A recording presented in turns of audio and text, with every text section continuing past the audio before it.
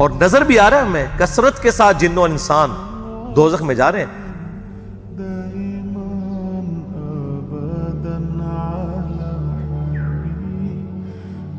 بخاری اور مسلم کی حدیث ہے, قیامت والے دن اناؤنسمنٹ ہوگی کہ اے آدم علیہ السلام جنتیوں اور دوزخیوں کو الگ کرو. حضرت آدم علیہ السلام پوچھیں گے یا اللہ کتنے جنتی اور کتنے دوزخی؟ تو اللہ تعالیٰ فرمائے گا ہر 1000 میں سے 999 دوزخی اور صرف 1 جنتی. یہ ریشو پروپورشن. اور نبی علیہ السلام فرماتے ہیں یہ وہ وقت ہوگا, اور یہ قرآن حکیم میں بھی سورۃ المزمل میں آیا, کہ لوگ جو ہیں وہ بچے بھی غم کے مارے بوڑھے ہو جائیں گے کہ ہر 1000 میں سے 999 دوزخی اور صرف 1 جنتی. لیکن دنیا میں لوگ کہتے ہیں وہ 1 جنتی میں ہی ہوں گا. اب یہاں پہ وہ 200-250 کے قریب لوگ بیٹھے ہوئے ہیں, اور میں کہوں کہ جی میں 1 گولی چلاؤں گا جس کو بھی لگ جائے, تو کوئی نہیں یہ سوچے گا یار کہ یہ 250 میں سے کسی اور کو ہی لگے گی, ایک ہی چلانی ہے, سارے اٹھ کے بھاگیں گے. لیکن آخرت کے معاملے میں ہم بے فکر ہیں, حالانکہ وہاں پہ 1000 میں سے 999 دوزخی اور صرف 1 جنت. وہ پنجابی کہتے ہیں نا عقل نہ ہوئے تے موجیں ہی موجاں, عقل ہوئے تے سوچیں ہی سوچاں. جن کو عقل نہیں ہے نا وہ موجوں کی زندگی گزار رہے ہیں, لگ پتہ جائے گا. جو سیدنا علی رضی اللہ تعالیٰ عنہ علیہ السلام کا قول ہے کہ انسان سویا ہوا ہے, جب مرے گا جاگ اٹھے گا. اوہ یہ کیا ہوا, اصل زندگی تو یہ تھی. تو یہ بڑا سیریس معاملہ ہے, اس میں ہمیں سیریس ہونے کی ضرورت ہے. اللہ تعالیٰ فرماتا ہے فَذُوقُوا بِمَا نَسِيتُمْ لِقَاءَ يَوْمِكُمْ هَذَا, پس چکھو اس عذاب کا مزہ کہ جو تم دنیا میں ہماری ملاقات کو بھلا بیٹھے تھے. اِنَّا نَسِينَاكُمْ, آج ہم بھی تمہیں بھول جائیں گے, تمہارے حال پہ تمہیں چھوڑ دیں گے.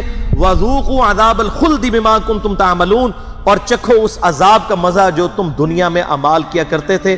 جس طرح دنیا میں تم نے ہمیں پسے پش ڈال دیا تھا نا, آج ہم تمہیں بھی دوزخ میں ڈال کے بھول جائیں گے, تمہارے حال پر چھوڑ دیں گے. وَلِعَاذُ بِاللَّهِ تَعَالَى. اللهم اجرنا من النار, اللهم اجرنا من النار, اللهم اجرنا من النار. اللهم من احييته منا فاحيه على الاسلام, ومن توفيته منا فتوفه على الايمان. آمین ثم آمین. میرے بھائیو اس کانٹیکسٹ میں ایک آیت میں چاہ رہا ہوں یہاں پر کراس ریفرنس کے طور پر پیش کر دوں. یہ بہت کریٹیکل ایشو ہے قیامت کے دن کے اعتبار سے,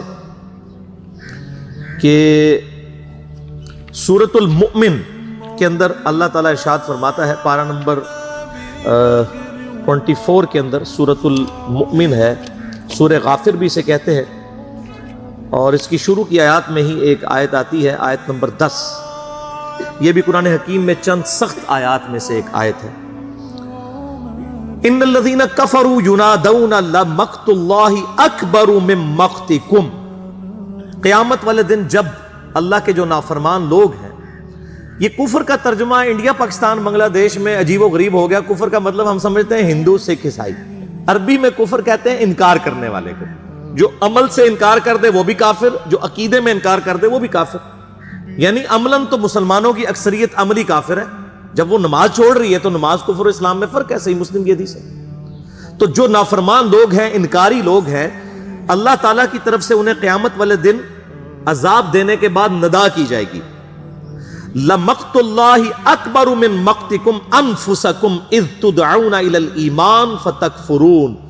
اللہ تعالیٰ قیامت والا دن ان سے فرمائے گا جب ان کو عذاب دے گا کہ آج تمہیں اس عذاب سے بیزاری اور تکلیف ہو رہی ہے, کہیں گے ہاں ہو رہی ہے.